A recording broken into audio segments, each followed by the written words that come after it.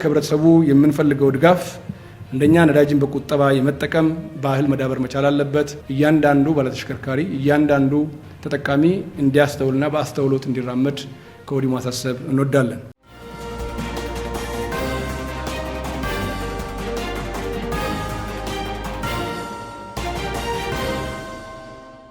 እኚህ የንግድና ቀጠናዊ ትስስር ሚኒስትሩ ካሳሁን ጎፌ ናቸው። ሚኒስትሩ በሀገር አቀፍ ደረጃ ስለተከሰተው የነዳጅ ቀውስ ዙሪያ በዛሬው ዕለት ለመጀመሪያ ጊዜ ለኢትዮጵያ ሕዝብ ይፋ ያደረጉት እውነታ ነው። በሀገር አቀፍ ደረጃ ያጋጠመውን የነዳጅ አቅርቦት እጥረት ለመቋቋም ከዛሬ ጀምሮ ተግባራዊ መሆን የቅድሚያ አሰጣጥ ውሳኔ መተላለፉን ይፋ አድርገዋል። ዝርዝሩ የዜናችን ትኩረት ነው። የሶማሊያ ክልል መንግስት ከሰሞኑ በክልሉ ርዕሰ መስተዳድር እንደዚሁም በክልሉ ሕዝብ ላይ ተቃጥቷል ያለውን የሐሰተኛ ዘመቻ በተመለከተ ተከታታይ የሆኑ ማስተባበያዎችን እየሰጠ ይገኛል። የክልሉ መንግስት ኮሚኒኬሽን ቢሮ ኃላፊ የሆኑት አቶ መሐመድ አደን ሶማሌነታችን ኢትዮጵያነታችን ጋር በፍጹም አይጋጭም ሲሉ ይፋ ያደረጉትን ከሰሞኑ ለተሰራጨው ሐሰተኛ ዘመቻ ማስተባበያ በወፍ በረር የምናስደምጣችሁ ይሆናል። ከዚህ ባለፈ የመከላከያ ሰራዊት ጀነራል መኮንኑ በትላንትናው ዕለት የመንግስትን የሰላም ጥሪ እንደተቀበለ የተነገረለት ፋኖ ፍቅሩ ሙሉ የተመለከተ የመከላከያ ልጅ እንደነበረ እናውቃለን ሲሉ የሰጡትን እውቅና እንመለከተዋለን። ወደ ውጭ ስናልፍ የሶማሊያ ፌዴራል ኃይሎች ባይዶዋን ተቆጣጥረዋል። የሸሹትና ከስራቸው እንደለቀቁ የተነገረላቸው የግዛቷን ፕሬዝዳንት ጉዳይ እንመለከታለን። በዚህ ጦርነት ጥቅም ላይ የዋሉት የቱርክና የግብጽ ጦር መሳሪያዎች ናቸው ተብሏል። የዜናችን ትኩረት ነው። እንደተለመደው የሰማችሁን አብራችሁን ቆዩ።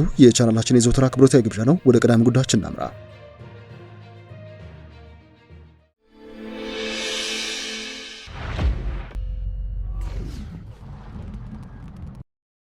የንግድና ቀጠናዊ ትስስር ሚኒስትሩ ዶክተር ካሳሁን ጎፌ ለኢትዮጵያ ነዳጅ የሚልኩ ሀገራት ምርቱን መላክ እንደማይችሉ ነግረውናል ሲሉ በዛሬው ዕለት በሰጡት መግለጫ ይፋ አድርገዋል። ሚኒስትሩ ኢትዮጵያ ከመካከለኛው ምስራቅ ሀገራት ጋር የነበራት የረጅም ጊዜ የነዳጅ ግብይት ውል በጦርነት ምክንያት መስተጓጉሉና አቅራቢ ሀገራቱ ምርቱን ማቅረብ እንደማይችሉ ማሳወቃቸውን ነግረውናል ሲሉ ይፋ አድርገዋል። ሚኒስትሩ ካሳሁን በመካከለኛው ምስራቅ ጦርነትና በዓለም አቀፉ ቀውስ ምክንያት በነዳጅ አቅርቦት ላይ ያጋጠመውን ችግር ለመቋቋም የሚያስችሉ ውሳኔዎች መተላለፋቸውን በመጠቆም የነዳጅ አቅርቦትና ስርጭትን የሚከታተል እርምጃ የሚወስድና የነዳጅ ቅድሚያ የሚሰጣቸውን ዘርፎች የሚለይ ልዩ ክፍል መቋቋሙንም ይፋ አድርገዋል። በዚህ መሰረት ኢትዮጵያ ከመካከለኛው ምስራቅ ሀገራት ጋር የነበራት የረጅም ጊዜ የነዳጅ ግብይት ውል በጦርነቱ ምክንያት ተስተጓጉሏል ሲሉ ነው የገለጹት። ለአብነት ያክል አቅራቢ ሀገራቱ ምርቱን ማቅረብ እንደማይችሉ ማሳወቃቸውንም ነው የጠቆሙት። በዚህ ምክንያት በግዢ ሂደት ላይ የነበረ ከ180 ሺህ ሜትሪክ ቶን በላይ ነዳጅ አለመቅረቡን የጠቀሱ ሲሆን በጦርነቱና አለመረጋጋቱ ምክንያት በነጭ ናፍጣ ላይ የነበረው የቀን አቅርቦት ከ9.2 ሚሊዮን ሊትር ወደ 4.5 ሚሊዮን ሊትር ዝቅ ማለቱንም ነው የተናገሩት። ያጋጠመውን የነዳጅ አቅርቦት እጥረት ለመቋቋም ከዛሬ ጀምሮ ተግባራዊ የሚደረግ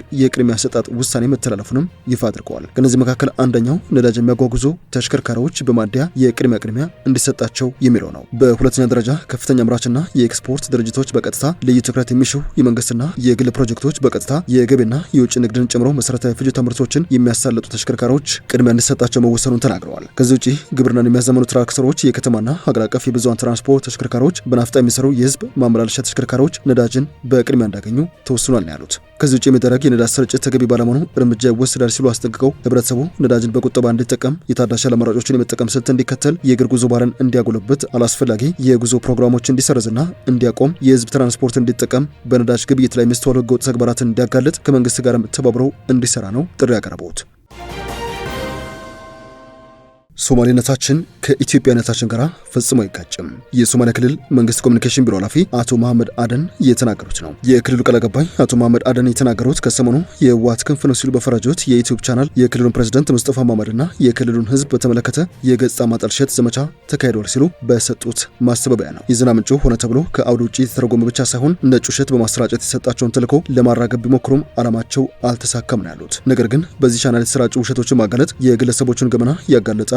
የኢትዮ ፎረም የተቀነባበሩ የመረጃ ማዛባትና አይን ያወጡ የፈጠራ ወሬዎችን ማጋለጥም ያስፈልገበት ምክንያት የዚህ ተከፋይ ሚዲያ ዓላማ ሶማሌ ክልልን የተገንጣዮችና የአሸባሪዎች መሬት ማስመሰርና በኢትዮጵያን ዘንድ ጥርጣሬ መፍጠር መሆኑን ስለማወቅ ነው በማለትም በሶስት የከፈሏቸው ነጥቦች እንደሚከተሉ ዘርዝረዋል። የቢሮ ኃላፊ የክልሉ ርዕሰ መስተዳድር የሶማሌ ክልልን አርማ ቀይረዋል በሚል ላሰራጩት መረጃ በሰጡት ምላሽ የክልሉ ህዝብ ይወክለኛል ብሎ ከ33 ዓመት በፊት የመረጡን አርማ አቶ ሙስጠፋ የሰራውና የዛሬ 7 ዓመት በኪሱ ይዞት የመጡ አድርገው መሳሉ ዓላማው ከሙስጠፋ በላይ መሆኑን ስለመረዳ ነው ሲሉ ምላሽ ሰጥተዋል። በዚህ መነሻ ምንም እንኳን የሚዲያ ጥቃቶቹ ዓላማ የሶማሊያ ክልልን ለማፍረስ ቢሆንም በአመራሩ በተለይም በአቶ ሙስጠፋ ስብናና የፖለቲካ አቋሞች ዙሪያ ብዥታ መፍጠርም የዘመቻው አካል ስለሆነ የተደጋገሙ ውሸቶች ስለተደጋገሙ ብቻ እውነት እንዳይመስሉ ማጋለጥ ተገቢ ነው ስላገኙት ጭምርም ማስተባበያ ለመስጠት ተገድጃለሁ ብለዋል። ከነዚህ መካከል አንዱ ፕሬዝዳንት ሙስጠፋ በናይሮቢ በነበራቸው መድረክ ላይ ለኬንያ ኢንቨስተሮች ሰላም የለም ወደ ኢትዮጵያ እንዳትመጡ አሉ የሚል ነው በማለት ይህ ነጭ ፈጠራ ነው ሲሉ አጣጥለውታል። ከዚህ በተቃራኒው ፕሬዝዳንቱና በኬንያ የሚገኘው የኢትዮጵያ ኤምባሲ በጋራ በመሆን ለክልሉ ተወላጅ ዲያስፖራዎች ኢትዮጵያ ውስጥ ስላለው የኢንቨስትመንት እድል ማብራሪያ የሰጡበትን ሰፊና ተከታታይ መድረኮችን እንዳዘጋጁ ነው የጠቆሙት። በዚህ ጉዳይ በሁሉ መድረኮች አምባሳደሩ ስለተሳተፉ ናይሮቢ ከሚገኘው የኢትዮጵያ ኤምባሲ የተሻለ መረጃ ሊኖረው የሚችል አንዳችም አካል የለም ሲሉ አመሳክረዋል። አቶ መሐመድ ከነዚህ ተከታታይ መድረኮች በአንዱ የአንድ ሶማሌ ዲያስፖራ ኮሚኒቲ አባል ለፕሬዝዳንቱ አንድ ጥያቄ አቅርቦ እንደነበር ያስታውሳሉ። ጥያቄው በትውልድ ከተማው ደጋቡር ልክ እንደ ጅግጅጋና ጎዴ ከተማ ሁሉ ትልልቅ መሰረተ ልማቶችና ፕሮጀክቶች ለምን አልተሰሩም የሚል ነበር ይላሉ።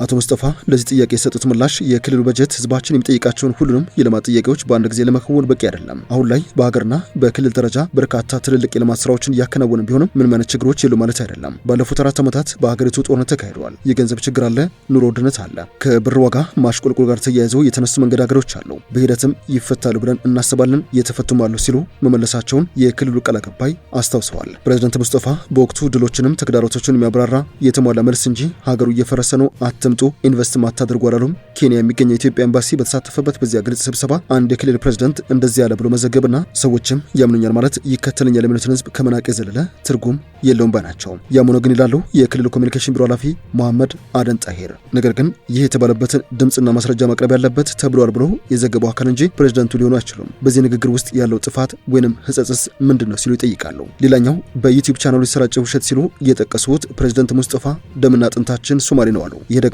በአማርኛ ኢትዮጵያንን ከሚሉት ጋር ይጣረሳል። በተለያዩ ቋንቋዎች የተለያዩ ነገሮች እንደሚናገሩ ይሄ ማስረጃ ነው የሚል እንደሆነ ይጠቅሳሉ። የክልሉ መንግስት ኮሚኒኬሽን ቢሮ ኃላፊ የሆኑት መሐመድ አደን ይሄ ድንቁርና ነው ሲሉ አጣጥለውታል። ለዚህ ደግሞ ሲጀመር የሶማሌ ክልል ህዝብ ደሞ ሶማሌ ነው፣ ይህ ደግሞ ከኢትዮጵያነት ጋር የሚጋጭ አይደለም ሲሉ ሞግታሉ። አንድ ሰው አፋር፣ ኦሮሞ፣ አማራ፣ ትግሬኛ ለማለት ኢትዮጵያነቱን መካድ ካልሆነ ሶማሌ ነኝ ማለት ምንድነው ወንጀል የሚያደርገው? ወይንስ ሶማሌ ነኝ ማለትና ሶማሊያዊ ነኝ ማለት አንድ ነው ብለው የተምታታበት አለው ሲሉም ይጠይቃሉ።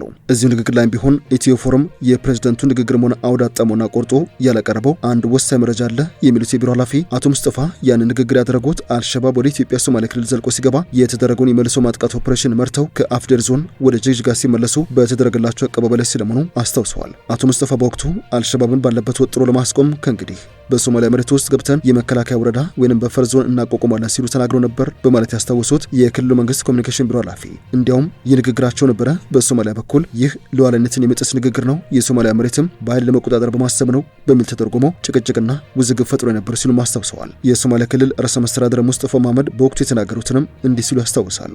የሶማሊያ ክልል የሶማሊያ መሬት ለመቁረስ የሚፈልግበት አንዳች ምክንያት የለም። የሶማሊያ ህዝብ ጠላቶችም አይደለንም። እኛም ሶማሌዎች ነን። ደምና አጥንታችን ሶማሌ ነው። ነገር ግን በሶማሊያ ምድር እኛን ማለትም የሶማሌ ክልል ለማጥቃት ሴራ ሲሸርብና ዝግጅት ሲደረግ እየተመለከቱ አንድም እጅ በአልሸባብ ላይ የሚያነሱ የሶማሊያ ክልል መንግስታት ስለ ሉዓላዊነት ማውራት የሚችሉት እነዚህ አሸባሪዎችን ማስቆም ሲችሉ ነው የሚል መልእክት ነበር ያስተላለፉት። ይህ ነበረ ትክክለኛ አውድ ሲሉም ሞግተዋል። የሶማሊያ ክልል መንግስት ኮሚኒኬሽን ቢሮ ኃላፊ መሐመድ በስም የጠቀሱት የዩቲዩብ ቻናል በተለመደው ገጽታን የማጠልሸት ወይም ካራክተር አሳሲኔሽን ተግባሩ ከፈበረካቸው ትልልቅ ውሸቶች ጥቂቶችን አንስቻለሁ ሲሉ ተከራክረዋል። ከቅርብ ጊዜ ወዲህ በተለይም የክልሉ የቀድሞ ርዕሰ መስተዳድር አቶ አብዲሌ ወይም አብዲ መሐመድ ኦመር ከእስር ከተፈቱ በኋላ ለኢትዮ ፎረም መጠነ ሰፊ ገንዘብ እየከፈሏቸው ነው ሲሉ ወንጅለዋል። እነዚህ ግለሰቦች ለአብዲሌ የሚያስተጋቡለትን ተራ ወንጀላዎች እንደዚሁም የአከሮፉ ፖለቲከኞችን የሚሰጡትን መረጃዎች ከቁም ነገር ቆጥሮ ለሁሉም የበሬ ወለድ አሉባልታ መልስ መስጠት ተገቢ ነው ብዬ አላስብም ሲሉ ጽሑፋቸውን ደምድመዋል።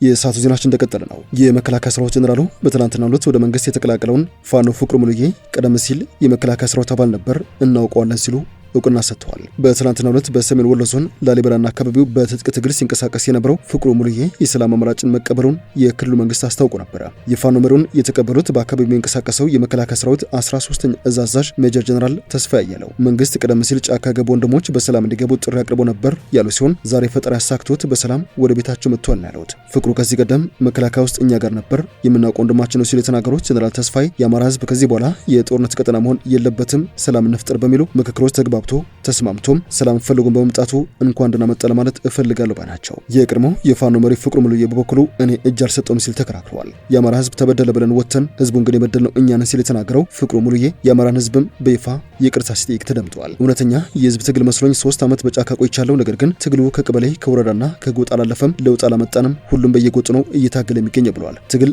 በዚህ መልኩ አይሄድም፣ ለውጥ ሊመጣ ይችላል በማለትም ተስፋ በመቁረጥ ስሜት የትግል ቆይታውን በመጸጸት እንደወቀሰው የክልሉ መገናኛ ብዙሃን ካሰራጨው የሚያመነጨው ተንቀሳቃሽ ምስል ተመልክተናል። የቀድሞው የመከላከያ ሰራዊት በኋላም ባለፉት 3 ዓመታት በፋኖ የኮር አመራርነት ስልጣን የነበረው ፍቅሩ ሙሉዬ አማራን ሲበደል ኖሯል ሲል የወነጀል ህወሓት በዚህ ሰዓት ከአማራ ህዝብ ጎን ቆማለሁ አግዛለሁ ብሎ ሲሰለፍ አዝኛለሁ ሲል የተደመጠ ሲሆን ትግሉ በጥቅሉ ተሽጧል። በዚህ መነሻም ስናደርግ በነበረው ትግልም ተስፋ ቁርጫ ለባ ነው። እኛም ወደዚህ ስንመጣ እጅ ሰተን ሳይሆን መንግስት ባስቀመጠው የሰላም ጥሪ በመቀበል በፍላጎታችን ነው ሲል ነው የተናገረው። ወደ ሰዓቱ ዜናችን የመጨረሻው ክፍል እናምራ። የሶማሊያ ፌዴራል ጦርና ተጓዳኝ የታጠቁ ቡድኖች ባይዶዋን መቆጣጠራቸውን ተከትሎ የሶማሊያ የደቡብ ምዕራብ ግዛት ፕሬዝዳንት አብዲ አዚዝ ሐሰን ላፍታጋሪን ስልጣናቸውን መልቀቃቸውን አስታውቀዋል። በባይዶዋ በነበረው ግጭት ቢያንስ የ2 ሰዎች ህይወት ሲያልፍ 25 ሌሎች ደግሞ እንደቆሰሉም እየተዘገበ ይገኛል። ላፍታጋሪን በማህበራዊ ትስስር ገጻቸው ባወጡት አጭር መግለጫ መልቀቂያቸው ወዲያውኑ ተግባራዊ እንደሚሆን ገልጸዋል። ሆኖም ስለ ውሳኔው ዝርዝር ማብራሪያ ከመስጠት የተቆጠቡ ሲሆን በዚህ ወቅት የት እንደሚገኙም የሰጡት ፍንጭ የለም። በትናንትናው ዕለት የሶማሊያ ብሔራዊ ጦር ኃይሎች ከታጠቁ ሚሊሻዎች ጋር በመሆን ወደ ባይዶዋ የገቡ ሲሆን የፖሊስ ጣቢያውንና ዋናውና የንግድ ማዕከላትን ጨምሮ ቁልፍ ተቋማትን እንደተቆጣጠሩ ተዘግበዋል። ለላፍታጋሪን ታማኝ ሆኑ የክልሉ ኃይሎች ከተማዋን ለቀው መውጣታቸው የተገለጸ ሲሆን አውሮፕላን ማረፊያውን፣ የፕሬዝዳንቱ ጽህፈት ቤት ጨምሮ ስትራቴጂካዊ ስፍራዎች በአፍሪካ ህብረት የሚመራው ኃይል ጥበቃ ስር እንደነበሩ በትናንትናው ዕለት መዘገቡ ይታወሳል። የፕሬዝዳንቱ መልቀቅ ተከትሎ የደቡብ ምዕራብ ግዛት የፋይናንስ ሚኒስትር አህመድ መሐመድ ሁሴን ተጠባባቂ ፕሬዝዳንት ሆነው እንደተሰየሙ የሞቃዲሾ መንግስት አስታውቋል። ወደ ሸገር ታይምስ ቤተሰቦች የሰዓቱ ዜናችን አበቃ። ስላደመጣችሁን አመሰገንን። በያላችሁበት ሰናይ ጊዜ